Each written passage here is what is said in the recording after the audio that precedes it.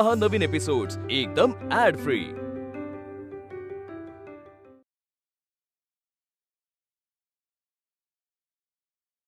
काय बाई, कुचर म्हणावं की काय म्हणावं या धान्यात? असे अन्न खाऊन पोट बिघडायचीच लक्षणं। अहो, मी काय म्हणते, ऐकता का? यांच्या हातामध्ये एकदा ज्ञानप्रकाश पडला म्हणजे ह्यांचा आमच्याशी संपर्कच तुटतो। अगं काय बोलतेस तू? जरा इथे लक्ष दे, काय छापून आलंय बघ। काय झालंय? अगं सरकारनं जाहीर केलंय की वासुदेव बळवंत फडके जे काही कार्य करतायत ते सरकार विरोधी कट आहे म्हणून। अरे देवा, एकतर तो प्रेस ऍक्ट लागू केलाय, त्यामुळे त्यांना हवं तेच हवं तसंच जनतेपुढे मांडलं जाणार। वाईट वाटतं फडक्यांबद्दल आणि त्यांच्या कार्याबद्दल। 20 वर्षापूर्वी असाच उठाव झाला होता या गोऱ्यांविरुद्ध। कसा विसरू शकतो मी ते दिवस? 1857चं युद्ध, हो युद्धच म्हणावं लागेल ब्रिटिशांच्या विरुद्ध। कानपूर, अवध, झाशी जागोजागी जनता पेटून उठली होती। तेव्हाच ठरवलं होतं घरावर तुळशीपत्र ठेवायचं आणि नानासाहेब पेशव्यांच्या सैन्यात भरती व्हायचं। अगं आत्ता आपला बाळ ज्या वयाचा आहे ना, त्याच्याहूनही कमी वयाचा असेल मी, जेमतेम 16-17 वर्षांचा। पण रक्त सळसळायचं आमचं, असं वाटायचं सर्वनाश करावा या गोऱ्या वांदरांचा। यापूर्वी कधी सांगितले नाहीत ते? कसा सांगणार?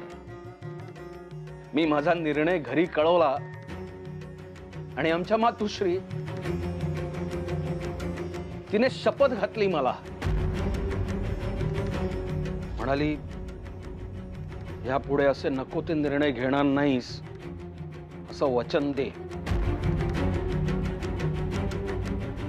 मातुश्रीच्या पुढे नमतं घेतलं आणि सगळं आयुष्य सरलं संसारातच। पण मामनजी, म्हणजे तुम्हाला पश्चाताप होतो का संसारात रमल्याचा?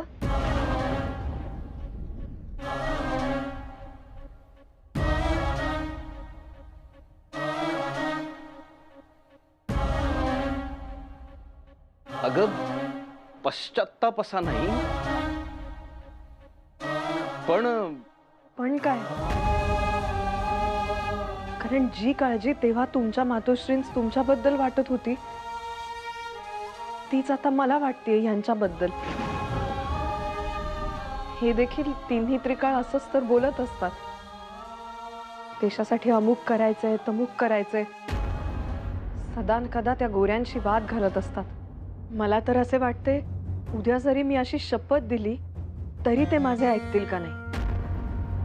अगं भामे, आपला बाळ इतकाही कोरडा नाहीये ग। त्यास आपली माणसं, आपलं घर याबद्दल जाण आहे, भान आहे। मामनजी खरेच सांगा ना, तुम्हाला खरोखरच पश्चाताप होतो इथे थांबल्याचा?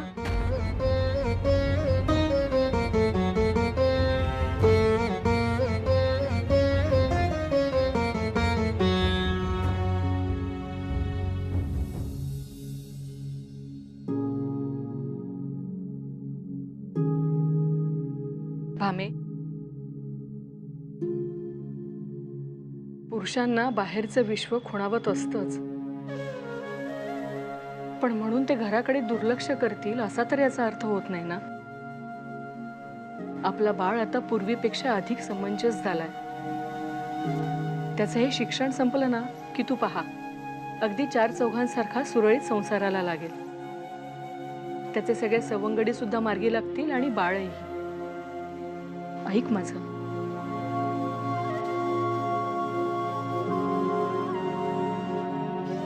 मी सुद्धा हेच स्वप्न पाहत असते हो, पण नाही असं झालं तर?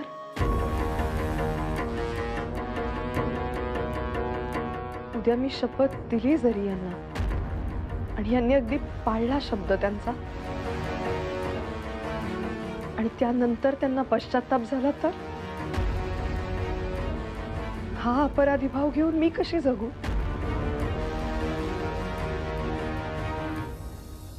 बळवंता, अरे ऐकतोयस ना मी काय म्हणतोय? मला तू म्हणाला होतास परीक्षेचा अभ्यास घेईन. अरे प्रचंड दडपण आलेले आहे मला परीक्षेचे. बळवंता. हो हो हो, नाही माफ कर. काय म्हणालास? नाही, मला आधी सांग, तू कसला विचार करतोयस? ते परांजपेने मला काल जो प्रश्न विचारला त्याचा विचार करतोय. निरुत्तर झालो मी काल.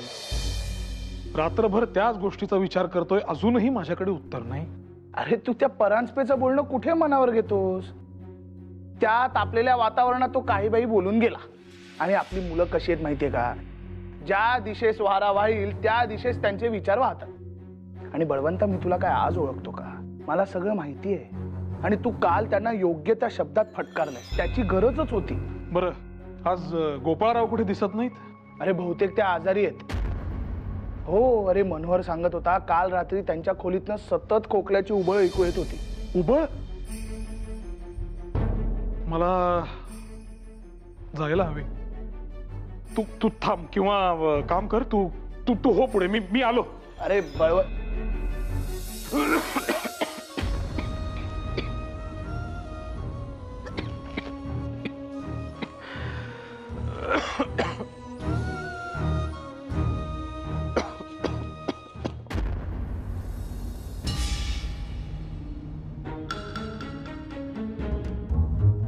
परीक्षा जवळ आली. त्याचे शुल्क भरायचं आहे. एकीकडे हा दमा बळावत चाललाय. शिवाय दैनंदिन उपजीविका आहेच. सर्वच खर्च हाताबाहेर जाऊ लागलेत. शक्य तितक्या लवकर या नाटकाचे भाषांतर करून नाटक कंपनीस द्यावे, म्हणजे हाती पैसे येतील. पण त्या मिळणाऱ्या पैशातून शुल्क भरावे का औषधे घ्यावी?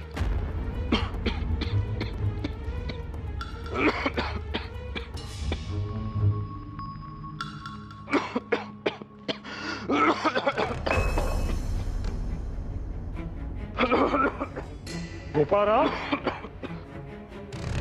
थांबा थांबा थांबा. मी तुम्हाला पाणी देतो. हे घ्या, हे घ्या. शांतपणे प्या, जरा बरं वाटेल. ठीक आहात का? जरा तुमची प्रकृती चांगलीच गंभीर आहे. मला आधी का नाही सांगितलेत? नाही, काही झालं नाहीये. दमा जरा बळवलाय, बाकी काही नाही. अहो, आधीच नीट काळजी नाही का घ्यायची अगरकर बुवा? तुम्ही जरा आराम करा आणि हे आता लिखाण वाचन जरा बाजूच ठेवा. नाहीतर एक असे करा, माझ्यासोबत बाहेर चला जरा चालायला. मोकळ्या हवेवर बरे वाटेल. नाही, नको. मी विश्रांती घेतो सर. नाहीतर असे करता का? सार्वजनिक काका नुकतेच विलायतेहून परत आले. त्यांच्याकडे अनुभव ऐकायला चला माझ्यासोबत. अहो, खरंच नको बळवंतराव. बाहेर गारवा पण आहे आणि परत खोकला वाढेल माझा. बर, प्रश्न सर्वस्वी तुमचाच आहे. परंतु मला असे वाटते लक्ष जरा इतरत्र विचलित झाले तर बरे वाटेल. हवे तर तुम्ही नुसते ऐका, बसून राहा. किंवा हे पांघरुण घेऊन बसा. तर तुम्ही म्हणतायत, चला. सावकाश.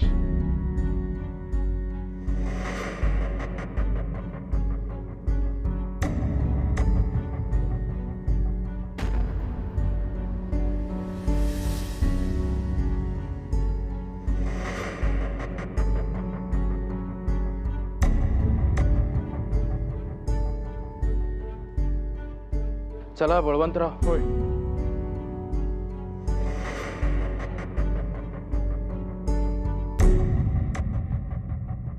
गोपाळ, हा काढा घे.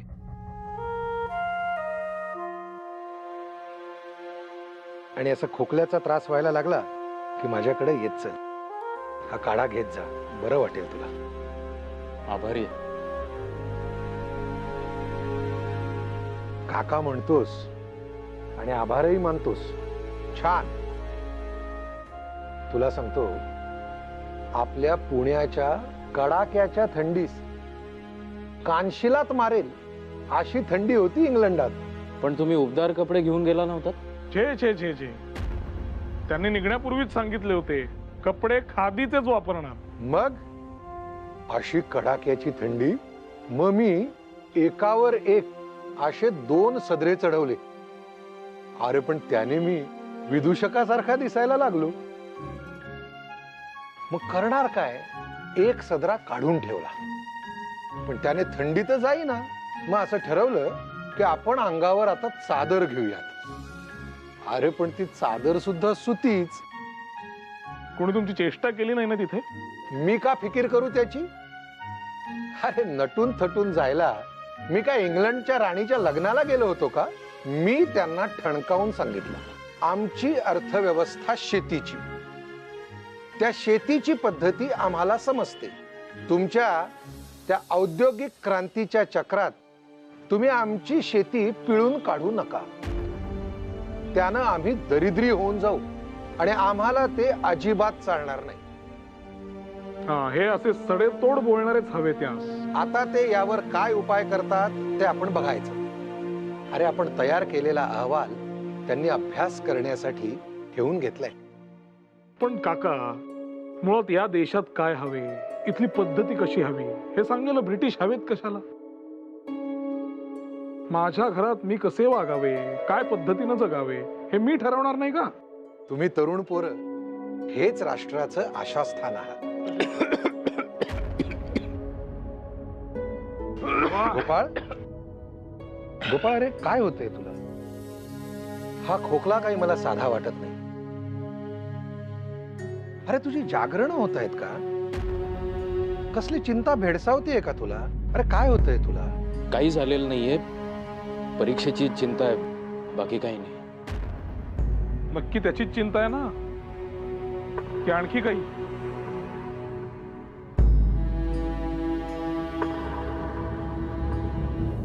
परवाचीच गोष्ट आहे.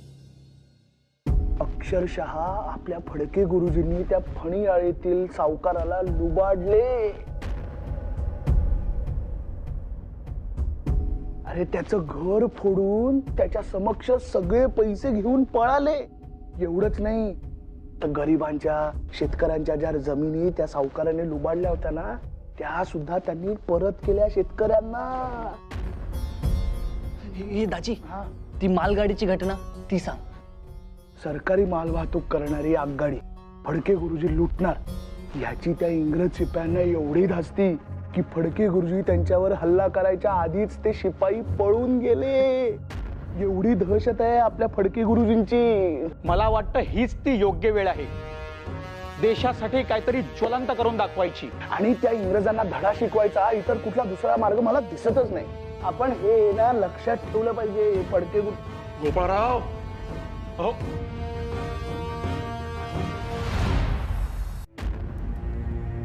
काय झालं गोपाळराव? असे तडकाफडकी निघून का आला? तिथे उभं राहून टाळ्या वाजवणं अपेक्षित होतं का? क्षमा करा, माझ्याकडून ही अपेक्षा ठेवू नका. आपल्यातलीच एक व्यक्ती इतक्या निकराने इंग्रजांविरुद्ध लढा देते, त्याचे कौतुक नाही तुम्हास?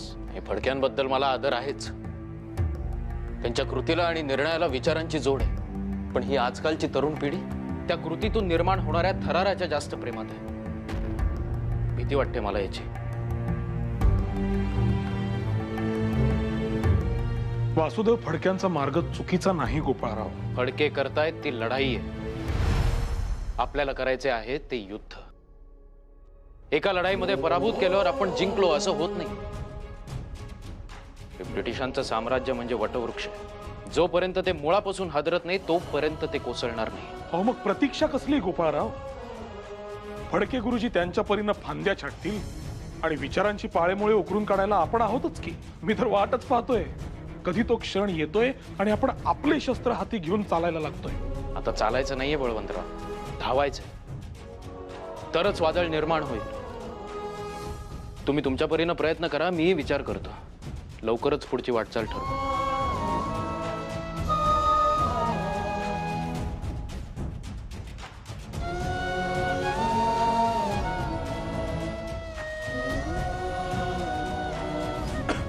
काय हो आगरकर, तुम्ही सकाळी इथे बसून लिहित काय होतात? ते अभ्यास करायला नको का? त्याचं थोडं. खोटं बोलू नका. तुमच्या पुस्तकावर ठेवलेला खर्चाचे विवरण करणारा कागद मी पाहिला. तुम्हाला आर्थिक चणचण भासते का? मला सांगा ना स्पष्ट, मी मदत करेन तुम्हास. बळवंतराव, मी आता एक नाटक पूर्ण करून एका नाटक कंपनीच देतोय. त्या बदल्यात ते मला पैसे देणार आहेत. आणि मी आधीही तुम्हाला सांगितलं, ही लढाई माझी आहे, ती लढू द्या मला. हा हा, या चिंतेपायीच तुमची प्रकृती खालावतीये. आणि एक लक्षात घ्या, फक्त आम्हास नव्हे, या देशास तुमची गरज आहे. ते काही असलं तरी मी तुमच्याकडून मदत स्वीकारणार नाही. जीवाचं रान करून कष्ट करीन आणि पैसे मिळवीन, पण कोणापुढे हात पसरणं मला मान्य नाही. स्वाभिमान, तुमच्या स्वाभिमानापुढे कोणाचं काही चालत नाही. आणि मला त्याबद्दल आदरच आहे. तो विषय काही मी आपल्या मैत्रीत येऊ देणार नाही. परंतु तुम्हाला मदत केल्याशिवायही राहणार नाही. येतो. काय खरेच परीक्षेचे शुल्क भरायला पैसे नाहीत म्हणून आगरकर नाटक लिहू लागला? होय, मी निरुत्तर झालोय सर. अक्षरशः हताश झालोय. गोपाळराव निबंध स्पर्धेत भाग घेतात, जेणेकरून त्यातून येणाऱ्या पारितोषिकाच्या रकमेतून त्यांचे जेवण सुटावे. इतकी विदारक अवस्था आहे त्याची? होय, आणि मी त्यांना पुष्कळ वेळेला सांगायचा प्रयत्न केला, परंतु ते माझे काही ऐकत नाहीत. आता तुम्हीच सांगून बघा. बाळ, तू असे कर, तू ये. मी आगरकरला बोलावले आहेच, पण तुझ्या समोर हा विषय नको. त्यास उगाचच अधिक पराभूत झाल्यासारखे वाटेल. मला देखील असेच वाटते. येतो मी. मात्र गुरुजी, तुम्ही त्याला समजावून सांगा. बाळ, सर, आगरकर नेमके आलेच इथे. आता मी थांबू इथे, माफ करा. बाळ,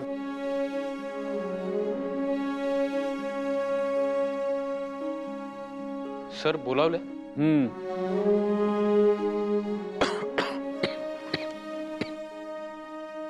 अभ्यास कसा सुरू आहे?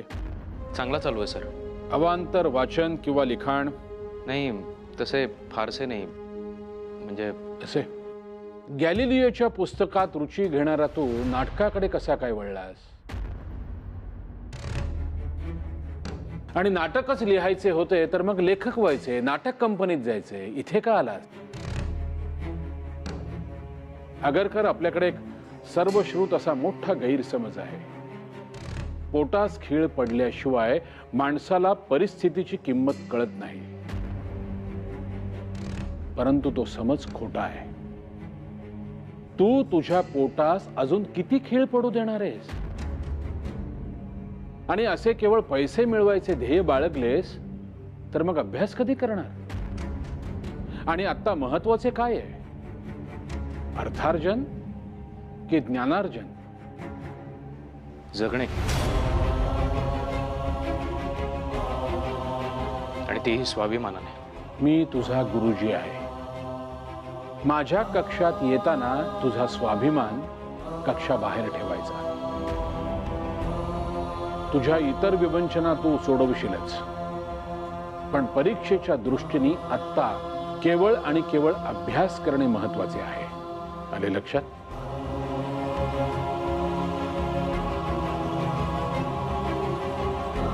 हे घे, अर्ज भर आणि परीक्षेचे शुल्क तात्काळ भर. सर, मला माफ करा, पण मी हे नाही स्वीकारू शकत. गोपाळ,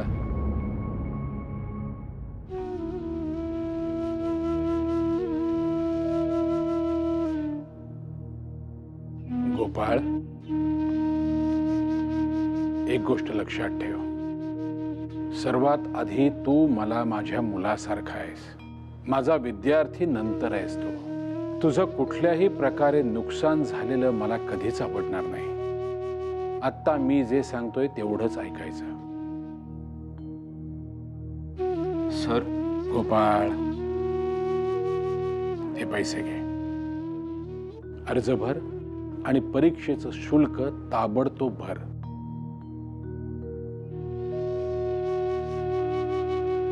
आणि तुर्तास नाटक बाजूला ठेवायचं आणि संपूर्ण लक्ष फक्त आणि फक्त अभ्यासावर केंद्रित करायचं. काय? सर येतो. ये.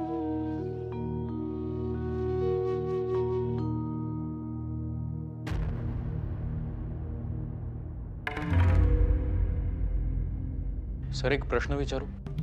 जरूर. या प्रकरणाबद्दल बळवंतरावांनी तुम्हाला सांगितलं?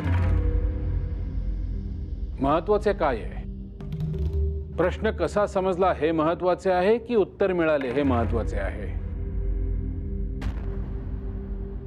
मला माझ्या प्रश्नाचं उत्तर मिळालं सर.